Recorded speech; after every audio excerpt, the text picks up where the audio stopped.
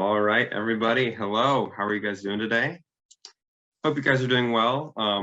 Welcome to the NNP Symposium. This is our fourth symposium, and it's fully funded by the Eric B. Newman Numismatic Education Society. So I wanted to give credit where credit is due. They are making it possible for you guys to all come, join us, and learn about different numismatic topics, all for free. So just wanted to give them a shout out and thank you for making this possible.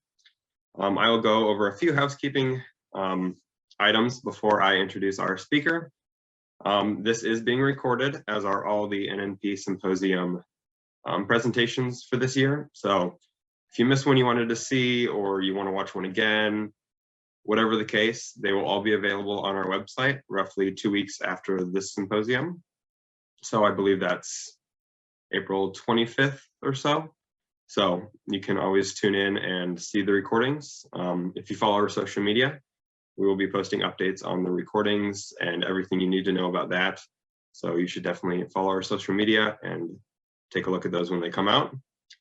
One last thing that I have is the Q&A button. So at the bottom of the screen, there's a Q&A button. You can submit your questions. At the end of the presentation, we'll have a time for question and answers with Jesse Kraft. So I encourage you guys to, as you have questions, put them in there, and then I will be able to ask them at the end. I think that is all that I have for housekeeping. So I will introduce our speaker for the hour, the first speaker of the fourth NNP Symposium. Everybody, this is Jesse Kraft. He will be talking about MACO die shells, an essential stage between model and metal. So from what I understand, talking about how a metal gets turned in from like a clay carving to the actual metal. So I'm super interested. I did a little research on the topic before the presentation just to kind of get my bearings on stuff, and it sounds super interesting. So I'm excited to learn more about this topic and excited to hear from Jesse Kraft. So I will let you take it away, Jesse. Thank you, Andy. I hope everyone can hear me. I'm pretty sure I'm unmuted now. It's a pleasure. My name is Jesse Kraft. I'm the Assistant Curator of American Numismatics at the American Numismatics Society in New York. We usually are housed in Manhattan, but today I'm not in Manhattan. I'm in this prison-looking place that is our MACO storage for die shells in Brooklyn. So the amount of material in this process has been extraordinary, so we needed to get a second location for that. So instead of bringing anything to Manhattan for sitting at my desk, I decided to bring my computer here to make it that much easier. I don't necessarily have anything truly prepared. I have a small PowerPoint of images that I would like to share with you that really shows a little bit about die shells, and then the repatriation of the die shells from Nevada, as you'll see why they were there, back to New York. And then I have a selection of die shells behind me that I'll also like to share with you. So I'm pretty much going to jump right into the PowerPoint and begin. So MACO and the ANS. In 2018, the ANS purchased the MACO archives at a bankruptcy auction. The MACO archives consisted of metals and paper archives. All those came to New York City. In 2018, we purchased all the MACO dies, which are currently stored by Kraft in Green Bay, Wisconsin. And then all the die shells went to Mound House, Nevada, which is only a few short miles away from Dayton, Nevada, where MACO ended up in 2018. That was their last place of manufacture. In 2021, in July, the die shells were repatriated with the ANS to New York City. But really, the MACO and the ANS has a much longer history, and really all the way back from the founding of MACO in 1907, 1908.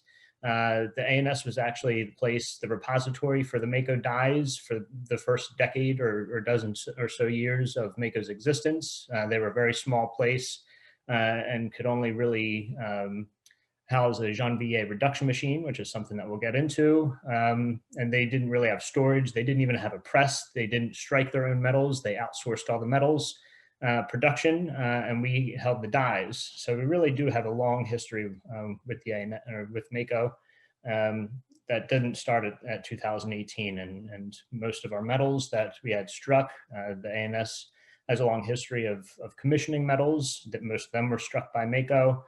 So we really do have a long history that is really just continuing. It didn't start in 2018. So this gentleman here, this photograph dates to 1952, and he is in the process of creating a die shell. So this is the average size of a die shell. Some of them are smaller, some of them are much larger, but this is part of the electroplating process that he's doing, and just a part of their production process. This is the electroplating facility within MACO. This is taken about the same time. You can see these two gentlemen with a large plaque. MACO didn't only make metals, they made large plaques like the large bronze plaques you would see on the side of buildings or the side of bridges. So it wasn't just metals that they struck. You could see the MACO logo, a large galvano of that right in the middle of Liberty's bust to the right. And that exact piece is actually now just outside of the ANS library. So that's an important piece for them and for us, and it continues to be. This is the Janvier reduction machine in action. This is actually a Paul Manship medal. On the right, you can see the large galvano die shell affixed to the Janvier. And then on the left-hand side, you can see the die getting engraved. Now, what this machine does is actually revolutionized how both metals and coins were made, whereas prior to about 1900, most metals were hand engraved, and metals and coins were hand engraved on a 1-to-1 scale. So you took a die and what you engraved into it is what you got.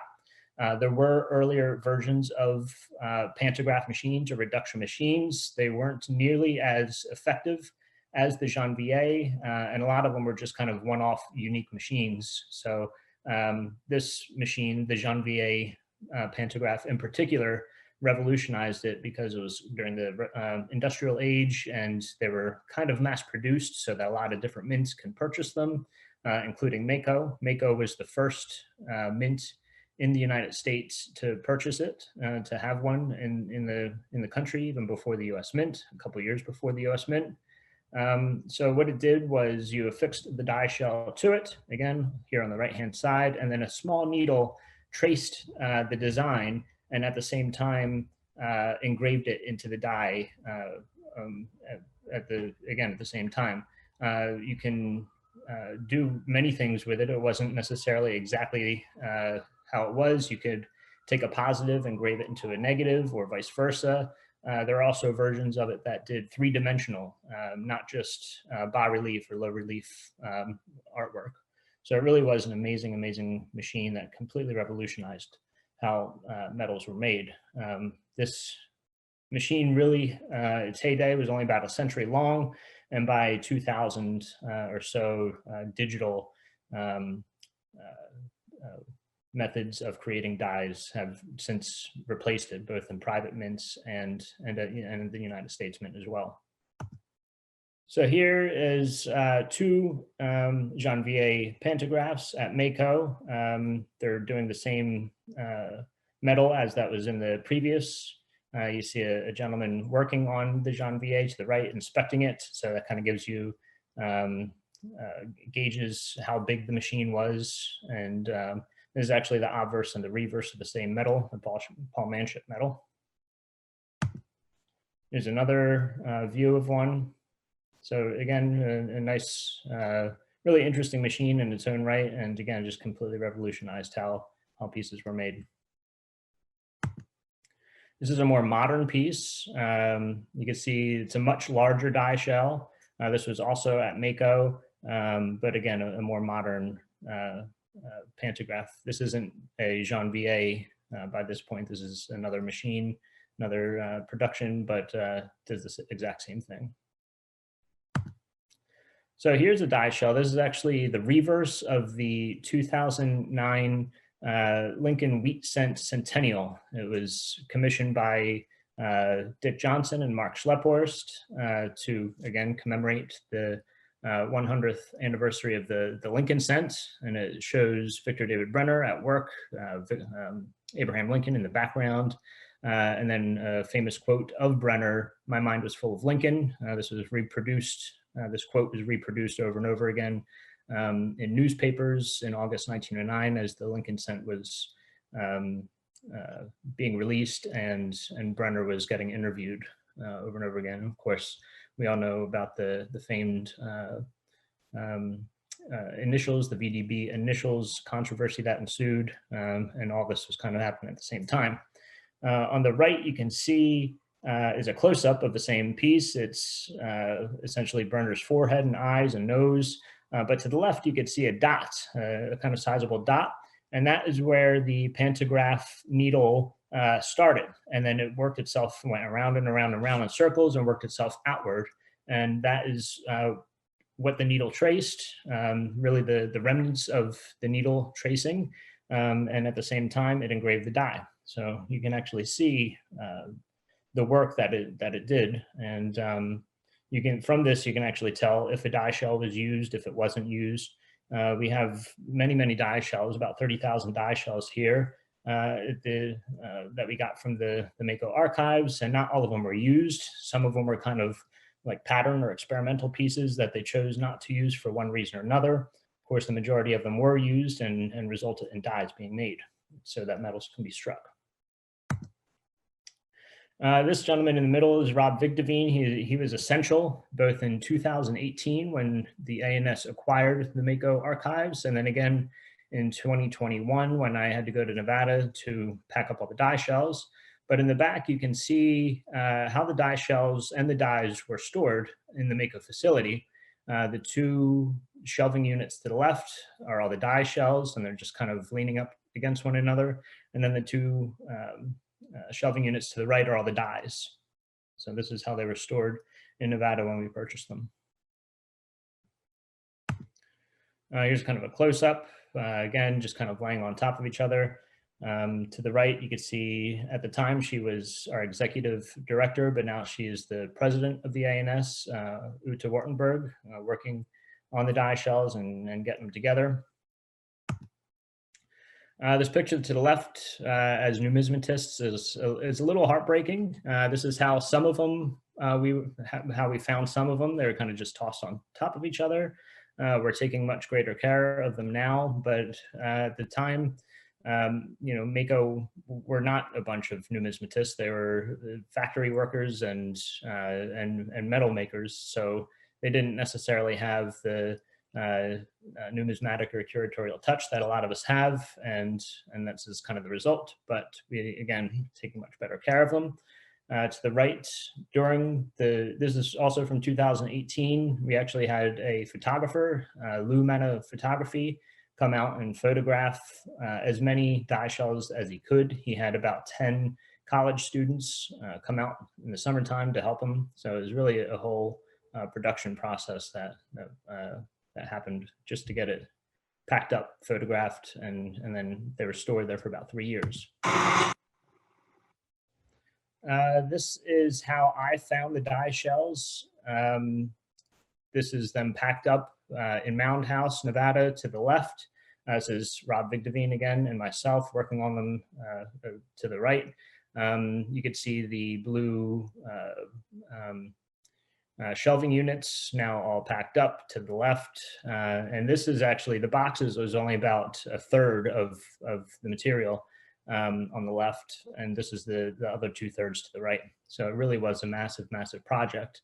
Again, about 30,000 die shells, which was about just under 1,000 boxes. And it took 3 tractor trailer loads to get them to New York. Again, just working on them a little bit more. You can see the boxes opened and how they were arranged, and then kind of a long shot of them. This is the last of the pallets getting loaded onto a truck in Nevada. And then finally, them arriving. This is the first truck arriving in Brooklyn. I was very, very impressed with the truck drivers. I wasn't sure if any of them were going to be able to make it down, which is essentially an alleyway. In fact, they themselves weren't necessarily sure if it was going to happen, but after the first one did it, I was able to ensure the other two that it was in fact possible, because one of their colleagues had done it in the past, but it was not easy for any of them.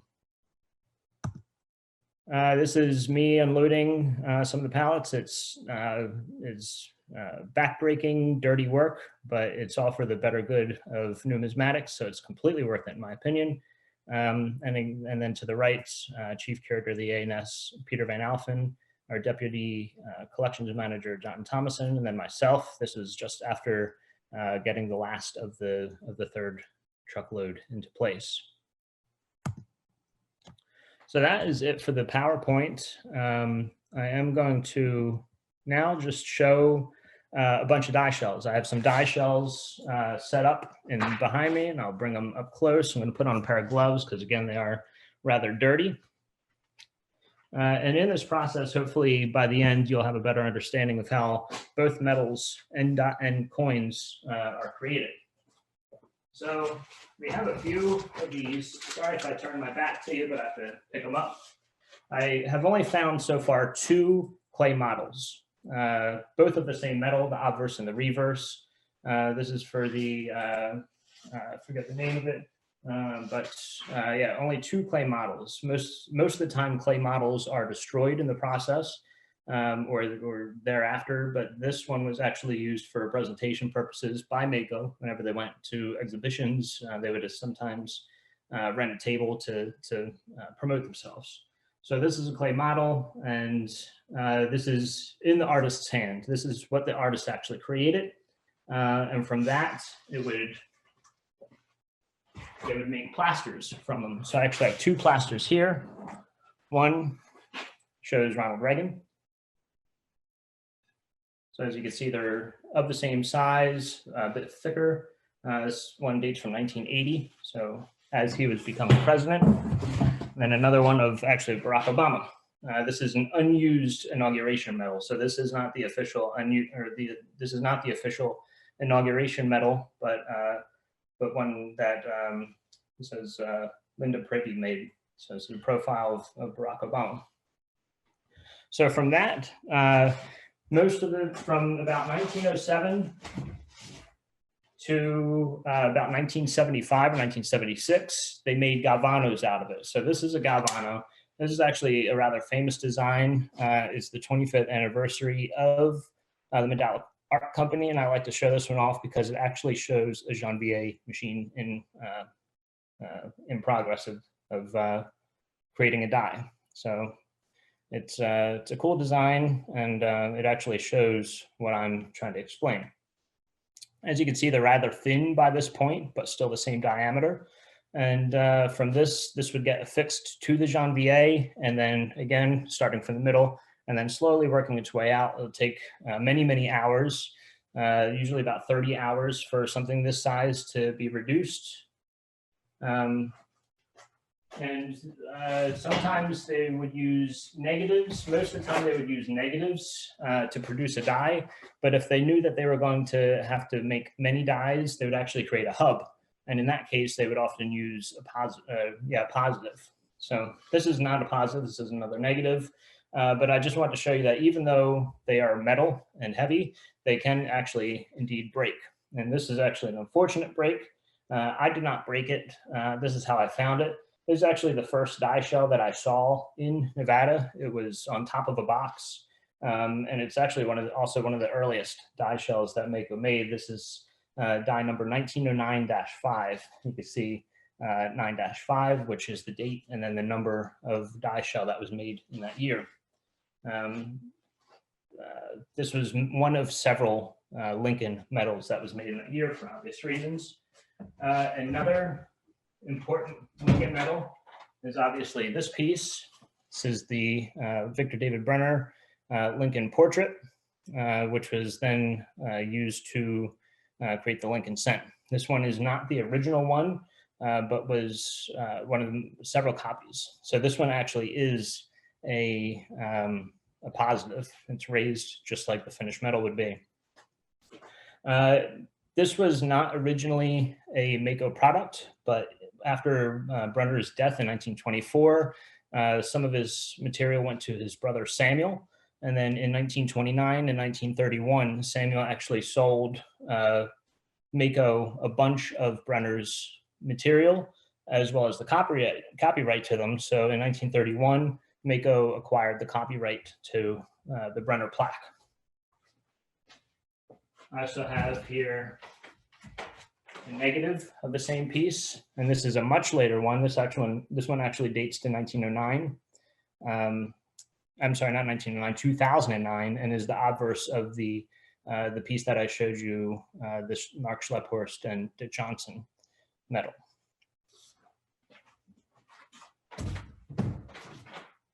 This is also a very, very important piece and is not necessarily a MACO piece, but is another Brenner piece. This is the design of Teddy Roosevelt that he made in 1907, leading up to his commission to create the Lincoln Cent. So President Roosevelt actually sat for Lincoln, and it was during that meeting and during that sitting process that Brenner had acquired the commission for the Lincoln Cent based off of the plaque that I just showed you. So by 1975 or so, technology has changed. Plastics had become very popular, very usable. They had before that, but were becoming more and more industrial use. So after the mid-70s, MACO's die shells actually turned to PVC. So this is PVC, a PVC die shell. And this transition actually is the reason why you can't necessarily call die shells galvanos, because not all die shells are galvanos. A lot of them are this acrylic or plastic. So this one you can see dates from 1979, number 111. And this is for the 1980 Olympics, the Winter Olympics. That was in Lake Placid.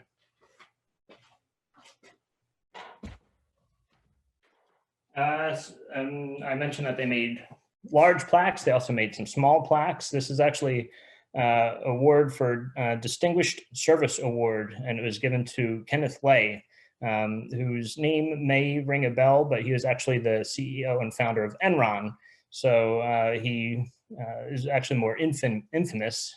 He ended up being charged with corruption and stealing a lot of money, but actually passed away before he was sentenced. So by the circa 2000, I mentioned that a lot of die shells, a lot of dies were being produced digitally instead of through this process of sculpting. This is a sculpted piece, but by this point, this one dates from 2001. And by this point, they actually stopped using the acrylic and went to a harder plastic that is now zinc coated. So this is zinc. And if you see how the outer rim is kind of more gray than the center, that's from the needle. So the needle hit there and then went out, and you can actually see the remnants of it as it went out. Not all the pieces, you saw the Lincoln piece, but so you know that not all of them are round. Not all medals are round.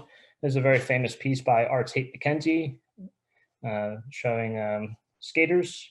He's one of my favorite sculptors. A lot of his work actually are very good at showing motion. He was actually a professor of anatomy at the University of Pennsylvania, and realized that a lot of medals just weren't showing the human body correctly. So he said, I could do a better job at that, and was immediately very successful, an immediate award-winning sculptor. And you can see why. I mean, he just produced beautiful work, largely because he had a very well understanding of the human body as a professor of anatomy. So that one was a positive. We also have a negative of the same piece. And there's some pictures, images that I've seen of the interior of the MACO facilities. And this piece actually came in a very large size of about 2 feet by 5 feet or so. So this is actually a small piece compared to what the original size was. Also by the 2000s, they were using another kind of plastic. This is actually a very hard, heavy, dense plastic.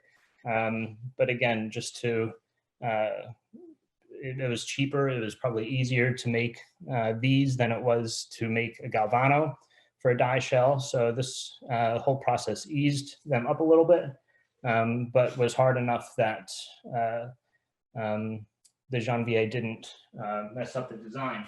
That said, if they stuck a plaster or obviously the clay model onto the Janvier, the needle would immediately destroy the either the plaster. So this is not a plaster. This is a one of the PVC models, but that was cured improperly, and they didn't necessarily realize it at the time. But the needle got from the center only to about here, so about halfway done before they realized that the die shell was getting completely destroyed and was affecting how the die was resulting. So this is kind of an interesting piece that made 1979-12, but shows that the damage that the Janvier could do to a die shell if it's not cured properly.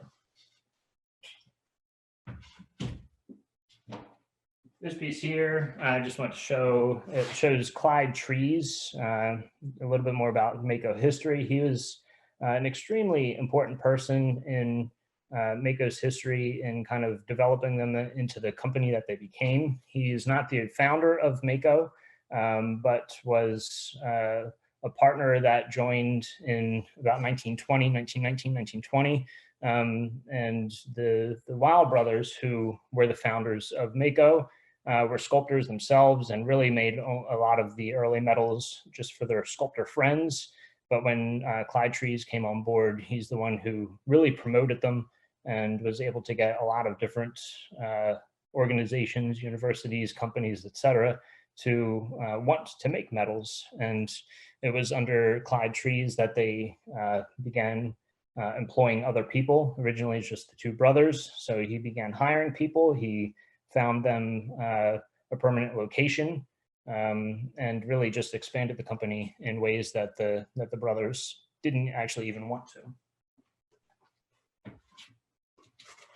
Some interesting tidbits that came out of nowhere, really, and are kind of small, but really give a personal, they personalize these. I don't know if you could see it properly, but right here at the bottom, I guess a board MACO employee wrote, Donald Price was here, 5/5/91. So I guess on some downtime or, just a little bit bored doing his job, he made his mark. And I don't know who Donald Price is, but I'd like to talk to him to see what he knows, maybe interview him about his role at MACO and what he knows about some of those processes. I'm really only figuring all these out as I work on them. There's no manual or anything about die shells. They really are one of the least understood components of the whole process. There's really no other archive like this, so finding out information is sometimes difficult. If you look up die shells, either on Google or through the Newman Numismatic Portal, you'll come up with very, very few results. And we're looking to rectify that. Here are just some plastic pieces that I found. I don't think that these were actually used as die shells, but just kind of interesting little things that pop up along the way. This is another piece. This is actually not a die shell because it was not affixed to the Janvier reduction machine, because believe it or not, this is the actual size of the finished metal. This is the Gallant Ship Award, and it was enacted in 1944 through executive order of Franklin Delano Roosevelt. And instead of being awarded to people, it was awarded to ships who were heroic during the Second World War and thereafter. So this is the actual size of the metal. This is a negative, and then they would make positive galvanos from it. But again, there are a handful of ships, I think somewhere around 30 ships, that have this metal affixed to the inside. So very cool piece, unique in its own right in that it's not a die shell per se, but an actual galvano that was then awarded to ships.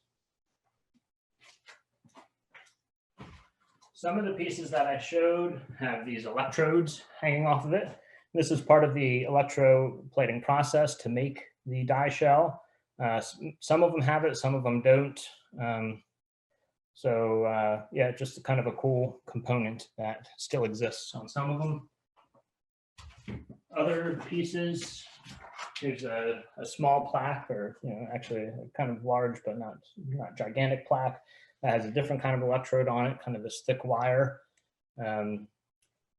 So as you can see, the electrodes themselves come in many shapes and sizes.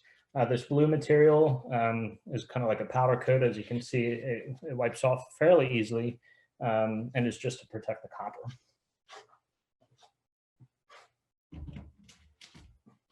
Some other kind of interesting things. I have come across some planchets. This would have been a clipped planchet had it been struck, but it's blank, so doesn't really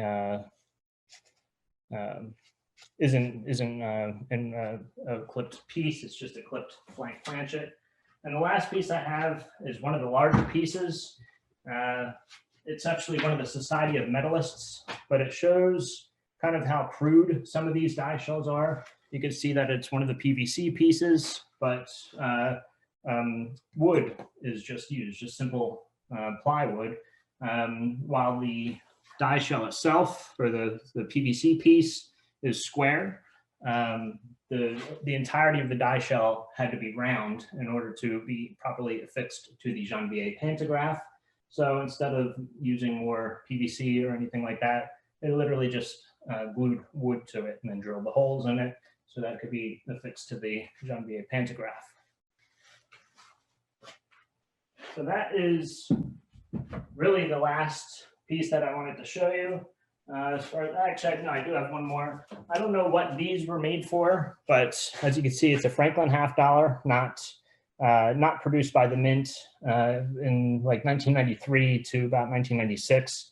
MACO was producing silver rounds, either 1 ounce rounds or up to 5 ounce rounds, and a lot of them used designs of United States coins. But the interesting thing about it is that this one is actually rubber. So I found a whole palette of rubber die shells and don't really know their purpose yet. So kind of interesting. All of these were actually sculpted by Bob Hoff, who was the owner of MACO at the time. MACO was founded in New York City in 1973. They moved to Danbury, Connecticut. And then in the early 90s, Bob Hoff, who is the owner of the Tri-State Mint, which was located in Sioux Falls, South Dakota at the time, purchased MACO and moved it out to there. And then he was actually the one who moved it to Nevada for tax purposes, and then it sold again one final time. But Bob Hoff, while the owner of MACO, is actually a pretty talented sculptor in his own right. So kind of interesting. So that was basically all that I have to show you. I mean, I do have potentially thousands of more pieces that we could look at, but they're all boxed up. So if there are any questions, I'd be more than happy to answer them. So please ask away. Yes, awesome. Well, thank you so much. That was so interesting. I loved hearing about that niche topic that probably not many of us know anything about. So very interesting, very cool to see some of the show and tell pieces. Made it easy to understand seeing the actual items that were used. And so that was very cool. So yes, anybody that has any questions, put them in the Q&A and we will answer them now. What got you interested in this topic? Well, die shells in particular, and I mean, MACO, I mean, it kind of came with the job as, curator at the ANS. The ANS actually purchased the MACO archives prior to my arrival. So, this whole project was happening before I even began. So I kind of inherited it. So while I am deeply interested in it, it was also kind of assigned to me at the same time. As far as coins go, I mean, I've been a collector since I was a little kid. So yeah, I mean, don't really have an answer for that one. I mean, you know, we're all just numismatists and can't really explain why. So yeah. Yeah. Awesome. Let me see. It says, might have missed this in the beginning, but how many dies/die shells came out of the bankruptcy of Northwest Territorial Mint? MACO produced about 20,000 objects, not so double that for obverse and reverse, but not every single piece had a reverse. A lot of pieces were uniface. So, you know, about 35,000 die shells, about 35,000 dies. We have, you know, close to 20,000 medals out of this, and many boxes of paper archives. That last question mentioned Northwest Territorial Mint. They actually purchased MACO from Bob Hoff, whom I mentioned. So they were the ones that went bankrupt, and the INS purchased MACO and the MACO archives from the Northwest Territorial Mint bankruptcy. Okay. Another one. Do you know how the Janvier traced a non-circular die shell? Was it still a circular motion, or was it a vertical/horizontal trace? So the Janvier itself traced it circular, and all the die shells had to be circular, even if the piece was not in the end. Much like, you know, that's why the Brenner piece has this kind of around it to make it circular, even though the finished metal was rectangular. Even the dies themselves would be circular in the end. And this piece, you know, I can see the circular motion, and it went all the way out to the outer rim. You know, it didn't just focus on this. It had to be circular. Okay. Interesting. At the beginning, you mentioned some dates, I think 2018 and then 2020 or 2021. Is this still a process that's used to make coins and dies and stuff? Not regularly. Most of them are produced digitally through CNC machines that essentially, instead of a sculptor, you know, before the Janvier, you had engravers. During the Janvier century, you had sculptors, and now you have digital artists. I mean, they go to school instead for sculpting. They don't go to you know, art classes per se in the traditional sense. They go to digital art classes and learn how to do it that way. So they make all their designs on the computer and then hit print, and then it kind of just sculpts it that way and engraves it. MACO was an early producer in this process. In the early 90s, they started making some digital designs, 2D instead of 3D. And I think the Philadelphia Mint didn't begin until, I think, 2001.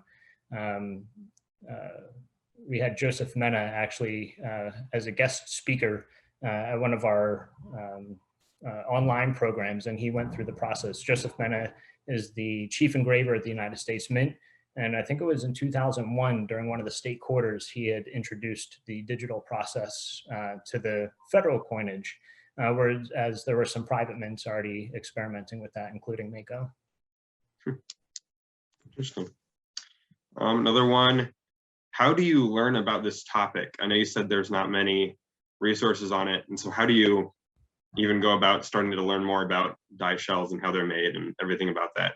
I mean, yeah, that's a good question. I mean, kind of, it's really just by being exposed to all these. You know, I kind of have the luxury of, I don't do this every day. I'm only here in Brooklyn one day a week to work on them, and you know, that's not necessarily always the case either. Sometimes I have to skip a week or so. But it's really just through exposure and kind of comparing pieces, looking at, you know, picking things up and just saying how did they make this, and why does this even exist? There are a few resources. I actually found a good one on the Numismatic Portal by a sculptor who used MACO, the Medallic Art Company, but the article is written in 1977, and so it's a little bit dated. You know, by that point, The acrylic or the PVC die shells were just coming into use, so he really doesn't get into them at all and is really only talking about the earlier metallic die shells. So it's a little bit dated.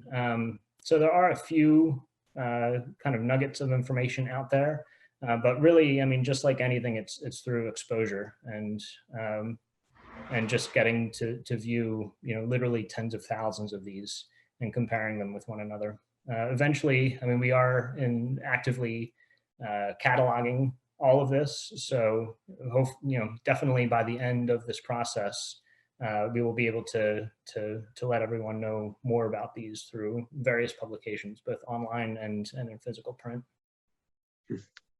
Very cool.